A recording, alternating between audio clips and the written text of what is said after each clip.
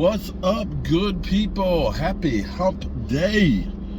Hope everybody's having a great one. I'm out and about running around like a madman, spending some of this gas that is now below $4 a gallon. Not that I'm trying to waste it, actually. I'm trying to kill as many birds as one stone as I can. So I'm actually going stop to stop to stop. So, interesting news or interesting comment from one Dalton Schultz. And Dalton Schultz, I have to tell you, has grown every year that he's been a Dallas Cowboy. And, you know, we've got everybody who's talking about how much the Cowboys are going to miss Amari Cooper and his 860 yards worth of production. My buddy DMV actually has an interesting hypothesis.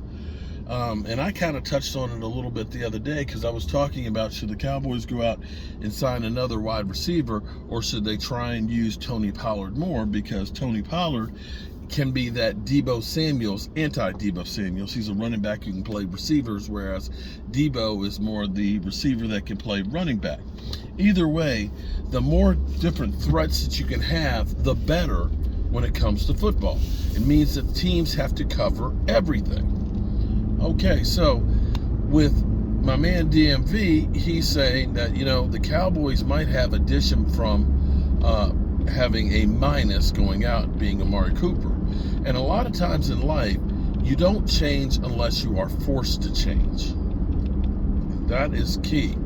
A lot of times you're afraid to try something because what you're doing, it's been working, but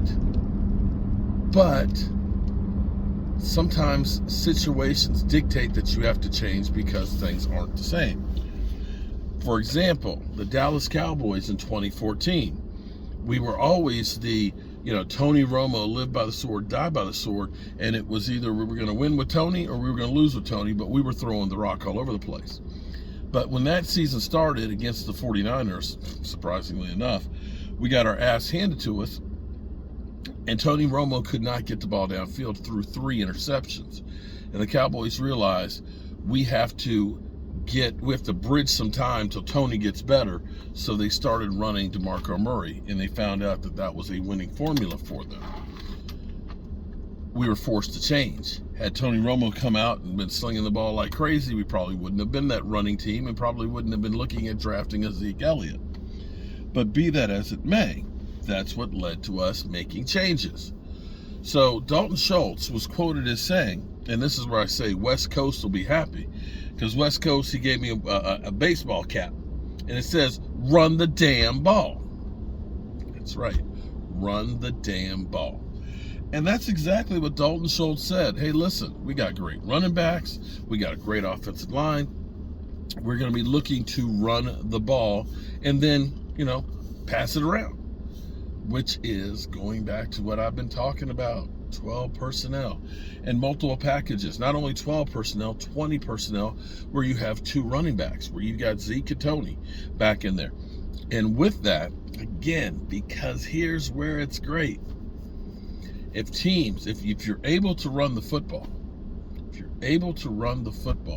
then you force teams to try and stop it.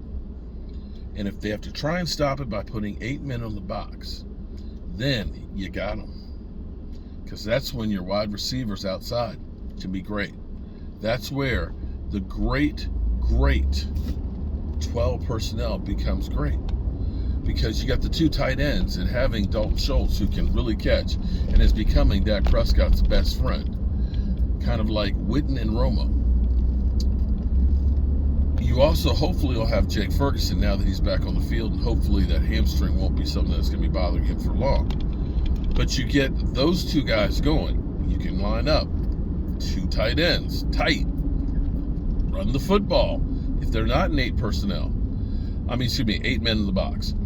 And if they are 8 men in the box, you can take Tony Pollard and make him a wide receiver with the 2 wide receivers you have out there, and you can use Dalton Schultz. That's 4 wide receivers against 8 men in the box. Hell, you could take Jake Ferguson, you can have him chip a guy on the way out.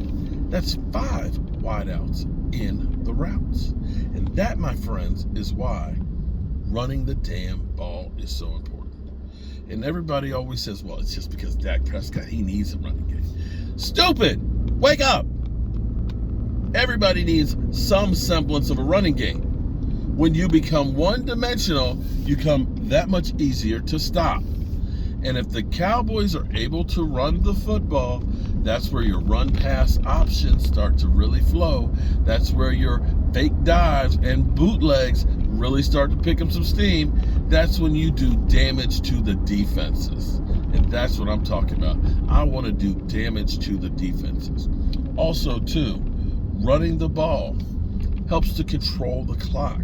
Makes your defense well rested when they come out on the field.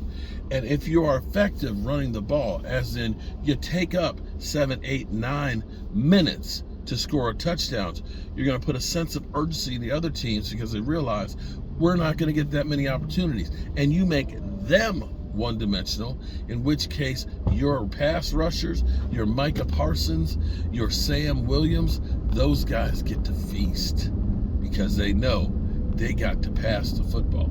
And they know they can pin their ears back and go after that ass. So yes, Dalton Schultz, I agree with you 100%. West Coast, I agree with you 100%. Run the damn ball. And oh, by the way, I'm going to tell you, Zeke's going to have a good year this year. Zeke will have a good year. I will say at least 1,200 yards, if not more. You watch. You watch. I don't know if he'll be back the following year, but I guarantee you the Cowboys are going to lean the hell on him and definitely make sure that he earns that money this year. Hope y'all are having a great day, and get ready to make another stop here. I could really use a nap, but I got to get up early in the morning to do a work at the an art museum downtown. So got the wood here, start making the forms up, rough cut some of the stuff and have it ready.